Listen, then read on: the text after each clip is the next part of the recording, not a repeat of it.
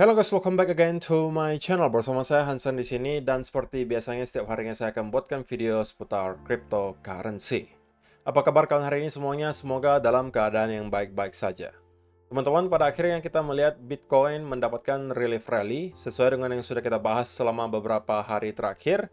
Dan selamat untuk kalian yang mungkin sudah bersabar menunggu dan mungkin punya posisi long terbuka. Harusnya sekarang kalian sudah berada dalam keadaan cuan. Kita bakalan bahas kira-kira apa yang bisa kita expect berikutnya dan apa yang harus kita lakukan sekarang. Selain itu juga saya bakalan memberikan beberapa setup yang menurut saya cukup menarik untuk kalian pantau. So, kalau misalnya kalian tertarik tentang semua itu, stay tune terus sampai akhir video. Sekarang kita bakalan mulai dari CoinMarketCap terlebih dahulu. Per hari ini teman-teman, secara global market cap kripto berada di angka 1,06 triliun dolar atau naik sekitar 1,87%. Nah, di top 10 coin sendiri sebenarnya semuanya juga dalam keadaan hijau, kenaikannya ranging antara 1, sekian persen hingga kurang lebih 6% dan menjadikan Solana hari ini sebagai top performer dengan kenaikan 6% menuju 21,89 dolar.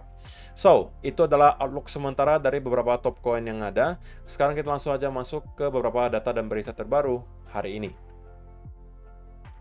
Nah, yang pertama teman-teman, ini adalah salah satu hal yang mungkin tidak diharapkan oleh para altcoin holders. Tetapi ini perlu kita waspadai menurut saya. Bahwa kalau kita perhatikan chartnya Ethereum teman-teman, maka di summer tahun 2019 kita sebenarnya menurut Benjamin Cowen itu membentuk pattern yang mirip dengan yang kita lihat sekarang.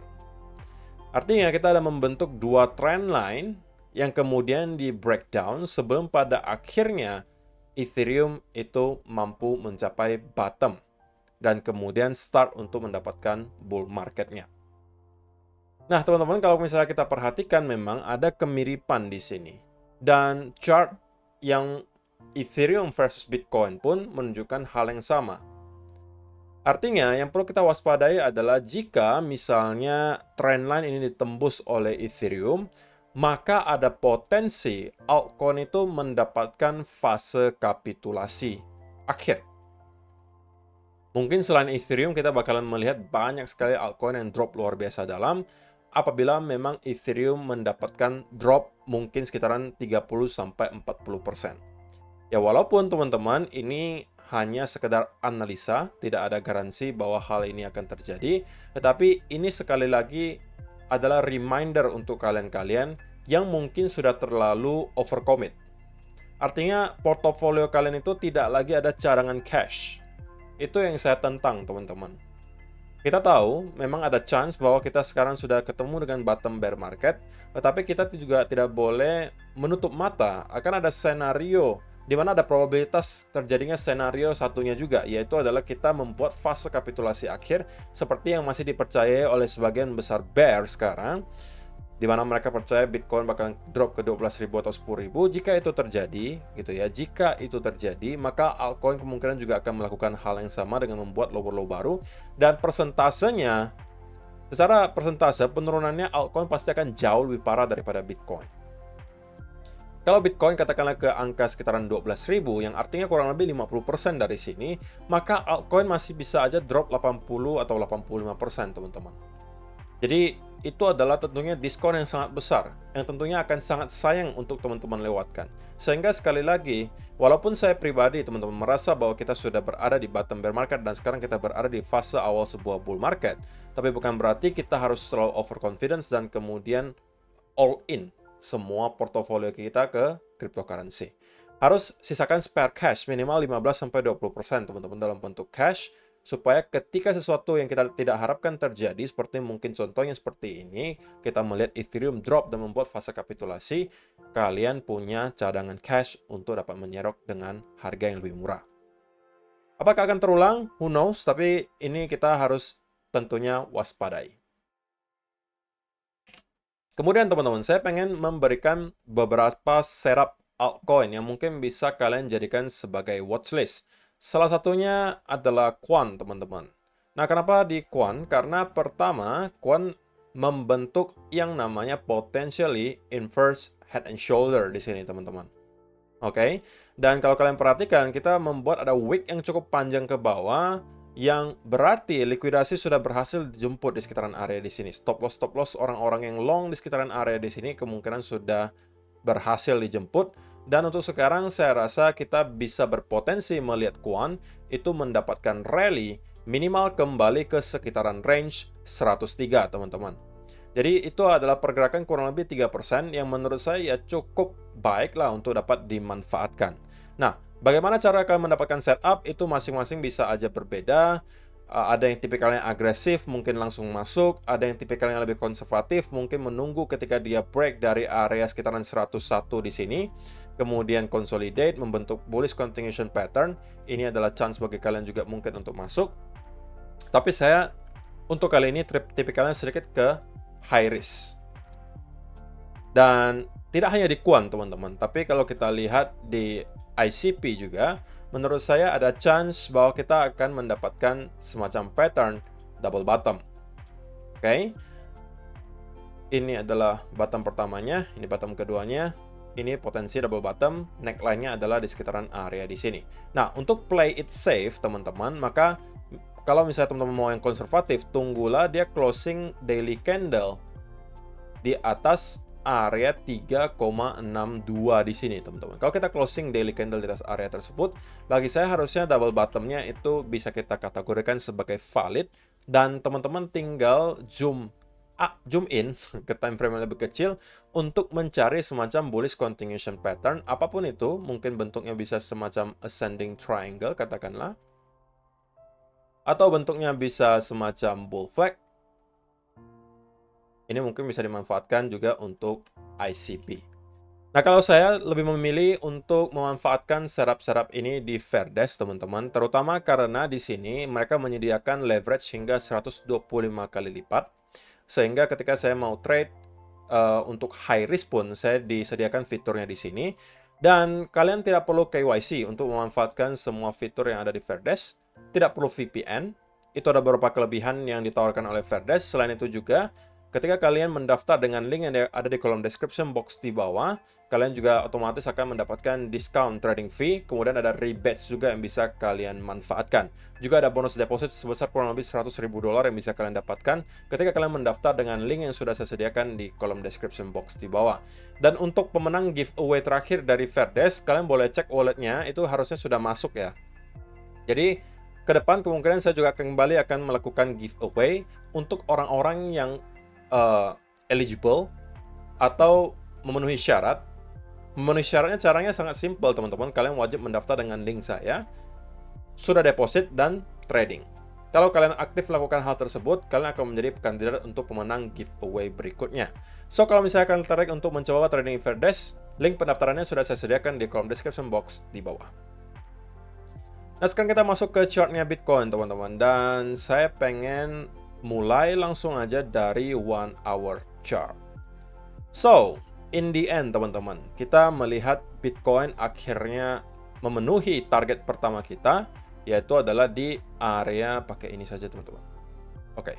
Area pertamanya sudah kita tap, 26.500. Oke. Area kedua yang belum di-tap itu adalah area 26.900, teman-teman.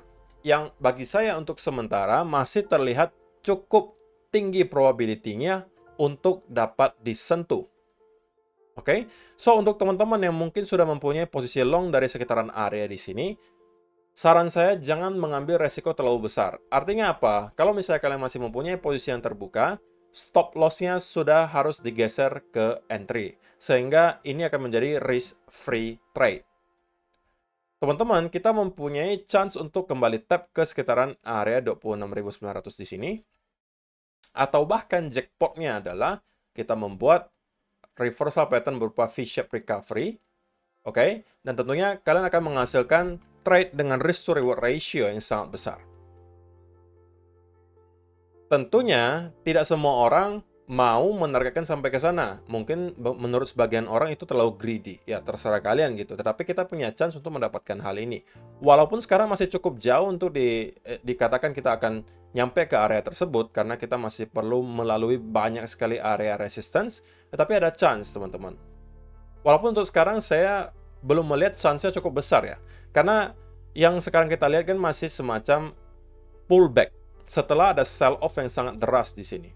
So, kita belum boleh terlalu overconfidence menyatakan kita sudah ketemu dengan bottom dan kemudian akan terus-menerus mengalami rally. Nah, lalu kenapa alasan saya merasa bahwa area 26.900 ini masih akan di-tap? Karena teman-teman, pergerakan yang kita lihat kemarin di sini itu cenderung cukup impulsif sama dengan yang kita lihat di sini, disertai konsolidasi, di sini juga disertai dengan konsolidasi. Maka ini menurut saya akan menjadi chance yang cukup besar bagi Bitcoin untuk meneruskan kenaikannya, minimal kembali menembus teman-teman di sekitaran area 26.900 sampai 27.000 dolar. Ini menurut saya akan coba ditembus oleh market maker karena menurut saya akan ada banyak stop loss yang berada di sekitaran area tersebut. Nah, baru dari sanalah kita akan lihat teman-teman apa yang akan dilakukan oleh Bitcoin berikutnya. Jika yang kita lihat adalah serupa dengan yang kita lihat di sini, teman-teman. Kita mendapatkan ada pergerakan yang impulsif banget ke atas, kemudian ada bullish continuation pattern di sini di time frame yang lebih besar, maka kita akan mendapatkan chance yang lebih tinggi bahwa kita akan melihat Bitcoin kemungkinan minimal akan pullback lebih tinggi. Oke, next target tentunya akan ada di sekitaran area 28.400. Oke. Next-nya lagi akan ada di sekitaran area 30.000 dolar. Jadi step by step, kalau kita mampu melewati beberapa area di sini, dan kemudian membuat bullish continuation pattern, maka kita bisa targetkan ke area yang lebih tinggi. Tetapi teman-teman, ketika kita melihat ada sign bahwa rupanya yang kita lihat di sini adalah hanya sebuah pullback, sign-nya seperti apa atau tandanya seperti apa? Menurut saya tandanya adalah jika ketika kita tap ke area di sini, kemudian kita mendapatkan rejection yang sangat kuat, kemudian kita start membuat bearish continuation pattern seperti bear flag. Ini adalah pertanda dari market bahwa yang kita lihat semua ini hanya sebuah konsolidasi atau pullback dan kita akan kemudian melanjutkan penurunan menuju ke sekitaran area 24.000 sampai 25.000 dolar. Oke. So, itu adalah yang saya masih percaya sekarang, teman-teman. So, untuk target pertama sudah kita capai. Dan saya masih merasa Bitcoin masih secara price action menunjukkan bahwa masih pengen melanjutkan kenaikan minimal ke sekitaran area 26.900-an. Nah, kalau titik invalidasinya di mana? Titik invalidasinya menurut saya juga sesimpel jika kita tidak mampu untuk maintain di sekitaran area 26.200 di sini, teman-teman. Kalau kita sell off di bawah area tersebut dan kemudian membuat bearish continuation pattern, ya ini sudah pertanda bahwa kita rupanya tidak akan mampu tap ke target kedua dan kemungkinan kalian bakalan keluar dalam keadaan break even. Nah, kalau saya pribadi juga belum take profit, teman-teman. Why? Ya karena bagi saya tidak worth it kalau misalnya saya langsung take profit di sini setelah saya menunggu cukup lama di sini, teman-teman. Yaitu preferensi pribadi ya. Tidak ada kewajiban kalian mengikuti. Kalau kalian merasa profit kalian sudah cukup, mau take profit, silakan. Tapi kalau saya lebih memilih untuk menggeser stop loss saya ke arah entry. So, kalaupun kita drop lagi, ya sudah, berarti saya keluar dalam keadaan break even dan saya akan tetap untuk mencoba mencari peluang untuk long. Karena bagi saya di sini sekali lagi, risk to reward ratio-nya masih lebih mendukung jika kita mencari peluang untuk long. Selama trendline ini kita hold, maka saya masih merasa chance-nya ada, kita akan mendapatkan bounce dari sini. Barulah jika kita drop di bawah trendline di sini dan membuat bearish continuation pattern, maka saya akan flip ke arah bearish, dan kita mungkin akan menargetkan ke sekitaran area 20.000 dolar. So, saya rasa itu aja yang perlu saya sampaikan di video hari ini, teman-teman. Terima kasih untuk kalian yang sudah menonton sampai selesai. See you in the next video.